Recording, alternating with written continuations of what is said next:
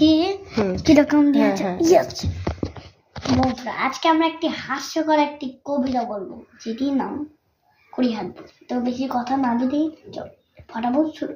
কিন্তু নামটা বলে দিই কে লিখেছে, আর নানা ভাই। তো এখন শুরু করি। ছোটখাটো লোকটা, ভুঁড়ি তার 20 হাত, কাজ কাম নেই, খায় শুধু দিন রাত। ভুঁড়িতে তুড়ি মেরে বলে সব লোকজন, চাল ডাল রেতা খাওয়ানো সব মন মন। যত লাগে চাল ডাল 10 গুণ, জল তার 10 গুণ। পান তাই খান কিনি 10 গুণ কাঁচা নুন।